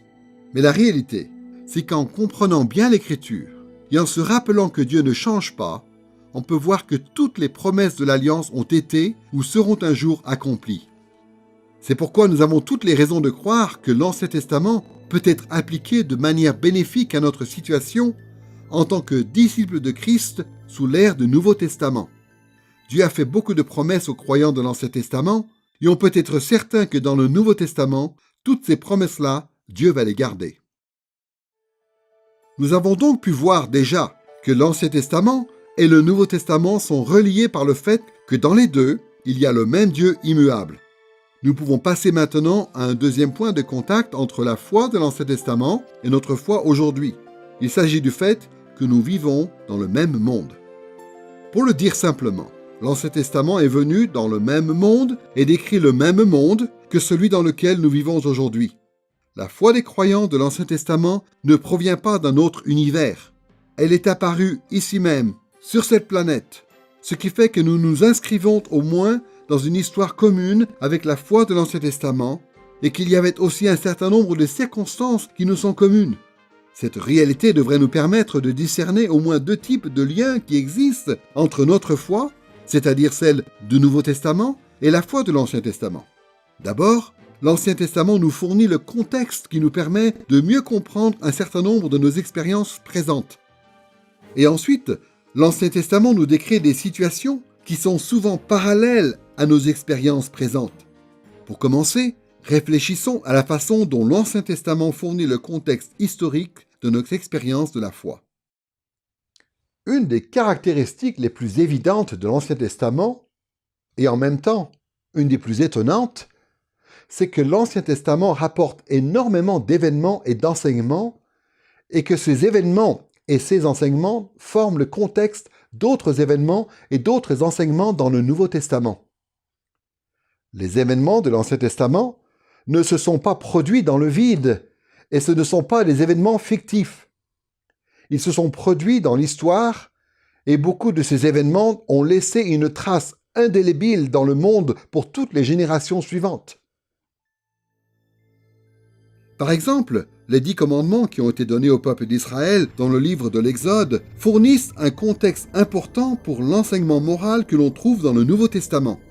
De façon similaire, le fait que Dieu fasse du roi David la tête d'une dynastie permanente pour le peuple de Dieu constitue un élément important en termes de contexte historique pour comprendre la généalogie de Jésus en tant que fils de David. De même, l'exil d'Israël, sa déportation dans des pays étrangers, est un fait historique qui constitue lui aussi un élément important de contexte, notamment pour comprendre la parole de Jésus lorsqu'il dit qu'il est venu délivrer les captifs. À travers ces éléments, et on pourrait en ajouter beaucoup d'autres, on voit que l'Ancien Testament a une vraie pertinence pour les croyants du Nouveau Testament en raison du contexte historique qu'il établit. Mais l'Ancien Testament a aussi une pertinence pour nous parce qu'un certain nombre d'événements dans l'Ancien Testament décrivent des situations parallèles à celles que nous connaissons en tant que chrétiens. On a tous déjà entendu cette expression « l'histoire se répète ». Et nous savons bien que beaucoup de choses qui se passent aujourd'hui ressemblent à ce qui se passait autrefois. Tout comme les croyants de l'Ancien Testament, nous vivons nous aussi dans un monde qui a été créé par Dieu, mais qui est tombé dans le péché. Les fidèles de l'Ancien Testament ont été confrontés à l'opposition de leurs ennemis, sur le plan terrestre ou spirituel, et nous sommes nous aussi confrontés à cette même opposition. Les croyants vivaient dans la dépendance de Dieu pour surmonter leurs épreuves. Et nous faisons la même chose. Il y a beaucoup de parallèles entre le monde de l'Ancien Testament et le nôtre. En surface, il y a beaucoup de différences, mais quand on regarde au-delà de ces différences, on peut voir que les circonstances dans lesquelles on vit aujourd'hui sont, à beaucoup de niveaux, très semblables à celles qu'ont connues les auteurs et les destinataires de l'Ancien Testament. Il y a troisièmement un autre élément parmi les points de contact qui existent entre l'Ancien Testament et notre situation actuelle. C'est le fait que dans les deux situations, on trouve le même genre de personnes. Certes, il y a en surface beaucoup de différences entre les peuples de l'Ancien Testament et les gens qui vivent aujourd'hui, mais il y a aussi fondamentalement plusieurs éléments de continuité qui nous relient aux gens qui vivaient à l'époque de l'Ancien Testament. On peut dire que nous sommes le même genre de personnes par au moins 3 aspects. Tous les êtres humains sont l'image de Dieu, tous sont tombés dans le péché, et il existe une distinction entre tous les êtres humains, entre ceux qui sont dans une relation d'alliance avec Dieu et ceux qui ne le sont pas. Pour commencer, tous les êtres humains sont l'image de Dieu, quelle que soit l'époque ou le lieu où ils vivent. C'est une réalité qui est clairement enseignée tout au long de l'Ancien Testament et du Nouveau. Dans Genèse chapitre 1 verset 27, il est dit ceci. Dieu créa l'homme à son image, il le créa à l'image de Dieu, hommes et femmes, il les créa. De plus, dans Genèse chapitre 9 verset 6, on découvre que les êtres humains sont toujours l'image de Dieu, même après que l'humanité a été corrompue par le péché. Voici ce qui est écrit. Celui qui verse le sang de l'homme, par l'homme, son sang sera versé, car Dieu a fait l'homme à son image. Le Nouveau Testament affirme aussi que tous les hommes sont l'image de Dieu. Dans Jacques chapitre 3 verset 9, il est écrit ceci. Par la langue, nous bénissons le Seigneur notre Dieu, et par elle, nous maudissons les hommes faits à l'image de Dieu. Et l'apôtre Paul à son tour dit ceci dans 1 Corinthiens chapitre 11 verset 7. L'homme est l'image et la gloire de Dieu. Il y a beaucoup d'autres choses à dire par rapport au fait que l'homme est l'image de Dieu, et nous en parlerons plus en détail dans une autre leçon. Pour l'heure, Il suffit de noter qu'il y a un certain nombre de caractéristiques qui, d'une façon ou d'une autre, sont communes à tous les êtres humains. Autrefois, l'Église faisait remarquer, notamment, que tous les hommes étaient des êtres rationnels, que nous avions aussi des capacités de langage particulières et que nous étions des êtres moraux ou religieux. Dans cette perspective qui est celle de la Bible, on voit bien qu'il ne faut pas exagérer les différences qui semblent exister entre les gens dans l'Ancien Testament et les gens d'aujourd'hui. Au-delà de ces différences superficielles, nous qui vivons aujourd'hui ne sommes en réalité pas si différents de ces gens qui vivaient dans l'Antiquité. Bien que nous ne soyons pas exactement pareils, nous pouvons néanmoins supposer que si la raison, le langage et la morale sont des caractéristiques notables de notre condition humaine aujourd'hui, c'était aussi le cas pour eux. Et donc, nous pouvons nous attendre à ce que l'Ancien Testament s'applique de manière pertinente à notre époque. Les gens qui l'ont écrit et les gens qui l'ont reçu à l'origine sont tout autant l'image de Dieu que nous aujourd'hui. Nous sommes le même genre de personnes que dans l'Ancien Testament. Deuxièmement, parce que tous les êtres humains sont tombés dans le péché. Nous connaissons bien ces paroles de l'apôtre Paul dans Romains chapitre 3 verset 12. Tous se sont égarés. Ensemble, ils sont pervertis. Il n'en a aucun qui fasse le bien, pas même un seul. L'apôtre Paul dit très clairement que tous les hommes ont péché et sont privés de la gloire de Dieu. Et ce n'est pas que le Nouveau Testament qui l'affirme. Le roi Salomon a dit essentiellement la même chose à l'occasion de la dédicace du temple dans 1 Roi chapitre 8 verset 46. Il n'y a point d'homme qui ne pêche. Puisque tout comme les gens dans l'Ancien Testament, nous sommes nous aussi des êtres créés à l'image de Dieu, mais déchus, il ne nous est pas difficile de comprendre la propension des gens dans l'Ancien Testament à se détourner de Dieu et à se tourner vers le péché. Il ne nous est pas difficile de comprendre l'accent que mettent les auteurs de l'Ancien Testament sur le péché et sur ses conséquences. À ce niveau, nous nous identifions sans mal à l'Ancien Testament, car nous savons que nous sommes nous aussi des pécheurs, tout comme l'étaient les premiers destinataires de ces textes.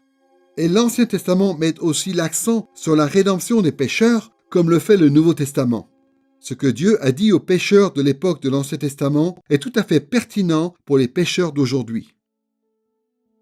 Troisièmement, depuis la chute de l'humanité dans le péché, il a toujours existé une distinction parmi les êtres humains en fonction de la relation qu'ils ont avec Dieu. Au mont Sinaï, Dieu a parlé de la relation d'alliance qu'il avait avec le peuple d'Israël en des termes particuliers que l'on trouve dans Exode chapitre 19 verset 6. « Vous serez pour moi un royaume de sacrificateurs et une nation sainte. » Et dans 1 Pierre chapitre 2 verset 9, l'apôtre Pierre cite ce passage, mais l'applique à l'Église du Nouveau Testament. Il dit « Vous êtes une race élue, un sacerdoce royal, une nation sainte, un peuple racheté. » Il y a bien sûr des différences entre le peuple de Dieu dans l'Ancien Testament et son peuple dans le Nouveau Testament, mais il y a quand même des éléments très forts de continuité. Il existe toujours cette distinction au sein de l'humanité qui est déterminée par la relation que l'on a avec Dieu. Il y a plusieurs façons dont on pourrait décrire cette distinction au sein de l'humanité. Une façon pratique de le faire consiste à noter que tout au long de la Bible, Dieu distingue trois groupes de gens. D'abord, il y a ceux qui sont perdus parce qu'ils sont en dehors de l'alliance avec Dieu. Ensuite, il y a ceux qui sont dans l'alliance avec Dieu, mais qui sont quand même perdus, c'est-à-dire qui n'ont pas été sauvés de leurs péchés. Et troisièmement, il y a ceux qui sont dans l'alliance avec Dieu et qui ont été justifiés par le moyen de la foi et qui sont sauvés dans l'éternité. Ces trois groupes de gens existaient dans l'Ancien Testament et ils existent encore aujourd'hui sous l'ère du Nouveau Testament. À cause de ce type de parallèle, il est juste de penser que l'Ancien Testament a une pertinence pour nous aujourd'hui. À notre époque, l'humanité est encore sujette à la distinction qui existait dans l'Ancien Testament. Par conséquent, ce que Dieu dit au peuple d'Israël nous est aussi destiné en tant que peuple de Dieu. Si l'on veut étudier l'Ancien Testament dans le but de l'appliquer à aujourd'hui, il est donc important de se souvenir qu'il y a au moins ces trois points de contact entre ces textes à l'époque présente. Nous servons le même Dieu, dans le même monde, et nous sommes le même genre de personnes. Nous avons donc vu la façon dont ces différents points de contact nous permettaient de nous identifier à l'Ancien Testament. Un même Dieu, un même monde et le même genre de personnes. Maintenant, nous allons prendre en compte les évolutions qui ont eu lieu entre l'Ancien Testament et le Nouveau. Il y a toutes sortes de façons dont on pourrait aborder cette question, mais nous allons simplement nous en tenir à ce schéma en 3 parties que nous venons de suivre pour parler des différents points de contact. Nous allons voir en effet qu'il y a des évolutions concernant l'époque, concernant la culture et concernant les gens. Premièrement, nous savons bien que l'Ancien Testament et le Nouveau Testament nous présentent le même Dieu immuable. Mais nous devons tenir compte du fait que Dieu s'est révélé au fil du temps et que sa révélation a marqué différentes époques. L'histoire biblique raconte la façon dont Dieu s'est révélé progressivement, petit à petit, au fil de l'histoire du salut, une histoire que Dieu faisait avancer inexorablement vers le but qu'il avait décrété. Pour le dire tout simplement, Abraham en savait plus sur Dieu que Noé, Moïse en savait plus qu'Abraham, David en savait plus que Moïse, et Dieu a révélé encore plus de choses aux croyants du Nouveau Testament qu'il n'en avait révélé auparavant. L'auteur de l'Épître aux Hébreux insiste sur ce point dans Hébreux chapitre 1, versets 1 et 2. Après avoir autrefois, à plusieurs reprises et de plusieurs manières, parlé à nos pères par les prophètes, Dieu nous a parlé par le Fils en ces jours qui sont les derniers. De nos jours, malheureusement, il règne beaucoup de confusion autour de la question de savoir comment intégrer les différences d'époque dans l'interprétation de l'Ancien Testament et dans son application à notre vie présente. Beaucoup de chrétiens croient, avec raison, que l'Ancien Testament s'applique à nous, mais ils ne sont pas toujours d'accord sur la façon d'aborder ces textes pour ensuite les appliquer à notre situation. Il existe un grand éventail d'approches différentes, mais nous allons surtout relever 3 grandes tendances. D'un côté, il y a plusieurs positions, plutôt extrêmes, qui mettent en avant une vision fragmentée de la foi biblique. Ces chrétiens mettent beaucoup l'accent sur les différences qui existent entre les différentes époques de l'Écriture. En fait, ils mettent tellement l'accent sur ce qui différencie l'Ancien Testament de notre situation actuelle qu'ils en arrivent parfois à dire que les éléments de l'Ancien Testament qui s'appliquent aux croyants aujourd'hui ne sont que ceux qui sont répétés dans le Nouveau Testament. Tant que le Nouveau Testament ne mentionne pas un certain enseignement ou une certaine pratique de l'Ancien Testament, ces chrétiens supposent que cela ne s'applique pas aujourd'hui. À l'autre bout du spectre, il y a d'autres positions, plutôt extrêmes elles aussi, qui mettent en avant une vision uniformisée ou aplatie de la foi biblique. Ces chrétiens mettent beaucoup l'accent sur ce qui ne change pas d'une époque à l'autre dans l'Écriture. En fait, ils estiment que l'Ancien Testament et le Nouveau Testament sont tellement unifiés que si le Nouveau Testament ne mentionne pas un certain enseignement ou une certaine pratique de l'Ancien Testament, alors cela devrait toujours s'appliquer aussi strictement que possible aujourd'hui. Dans les leçons qui vont suivre, nous allons essayer d'éviter ces 2 extrêmes, et nous allons aborder la question des différentes époques de la révélation en considérant l'histoire biblique comme étant à la fois unifiée et en évolution. Cette perspective qui est la nôtre cherche à tenir compte à la fois de ce qui n'a pas changé, de ce qui a changé au cours de l'histoire que nous rapporte la Bible. Nous allons présupposer que tout est pertinent dans l'Ancien Testament, mais aussi que tout a évolué. Nous n'allons jamais considérer qu'une partie de l'Ancien Testament est inapplicable aujourd'hui ou sans importance pour notre situation actuelle, mais nous n'allons jamais non plus chercher à appliquer des éléments de l'Ancien Testament sans tenir compte de ce que Dieu a révélé dans le Nouveau Testament. Tout ce que l'Ancien Testament nous apprend doit plutôt être recontextualisé ou réajusté en fonction des différentes époques en passant par le filtre du Nouveau Testament. Autrement dit, ce modèle d'interprétation affirme que tout l'Ancien Testament est pertinent et fait autorité dans notre vie, mais aussi que tout l'Ancien Testament doit être appliqué à la lumière du Nouveau Testament. Ce modèle, qui tient compte de différentes évolutions historiques, suit une analogie que l'apôtre Paul lui-même a appliquée à l'histoire du salut. Dans Galates chapitre 3 verset 24, Paul compare les différentes étapes de l'histoire biblique aux différentes étapes de la croissance d'un enfant. La loi a été un précepteur pour nous conduire à Christ. Autrement dit, la foi de l'Ancien Testament ressemble aux instructions que l'on donnerait à un enfant, tandis que la foi du Nouveau Testament ressemble aux instructions que l'on donnerait à un héritier qui serait devenu adulte. Réfléchissons à cette analogie que fait l'apôtre Paul pour décrire l'évolution de la foi biblique. Habituellement, Ce qu'on donne à un enfant, c'est une liste de règles simples et adaptées à sa situation. Ne va pas dans la rue, ne touche pas le four, etc. Mais quand un enfant devient adulte, on ne s'attend plus à ce qu'il évite d'aller dans la rue ou à ce qu'il ne touche pas le four. Ce sont des adultes après tout. Mais on s'attend quand même à ce que ces adultes retiennent la sagesse que ces règles étaient censées leur communiquer dans l'enfance. On s'attend à ce qu'un adulte comprenne qu'une route ou un four peuvent être dangereux et qu'il faut faire preuve de précaution quand on traverse la rue ou quand on manipule un four. Ce serait idiot de s'attendre à ce qu'un adulte soit lié par les mêmes règles que celles qu'on lui imposait quand il était un enfant de 2 ans. Mais ce serait aussi idiot qu'un adulte se détourne de la sagesse que véhiculaient ces règles. Comme on le verra au fil de ces leçons, on pourrait en dire autant de la foi biblique. Sur de nombreux plans, l'Ancien Testament ressemble à des règles qu'on donnerait à un jeune enfant. L'Ancien Testament est adapté à la condition spirituelle du peuple d'Israël à cette époque. À notre tour, en tant que croyants du Nouveau Testament, nous pourrions choisir d'aller dans 2 directions aussi bêtes l'une que l'autre. D'un côté, nous pourrions chercher à retourner à l'époque de l'Ancien Testament et à imiter la foi de l'Ancien Testament exactement comme si nous vivions encore nous-mêmes à cette époque. Mais cela reviendrait à renier Christ et l'œuvre formidable qu'il a accomplie pour notre salut. Mais de l'autre côté, nous pourrions être tentés de dire que l'Ancien Testament n'a plus rien à nous transmettre, à nous qui sommes maintenant les croyants du Nouveau Testament. Mais cela est aussi une mauvaise approche. L'Ancien Testament a beaucoup de choses à nous apprendre concernant notre foi chrétienne. Le modèle que nous avons plutôt mis en avant ici et qui tient compte des différentes évolutions de la foi biblique nous enseigne en effet à apprécier l'autorité de l'Ancien Testament et à nous y soumettre, mais à le faire sans oublier que nous sommes ceux pour qui la fin des siècles est arrivée.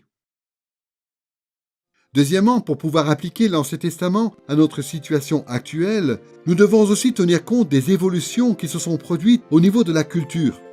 Pour pouvoir relier notre vie présente aux Écritures de l'Ancien Testament, il est important de considérer ce qui différencie la culture qui est présentée dans l'Ancien Testament et celle de notre monde aujourd'hui.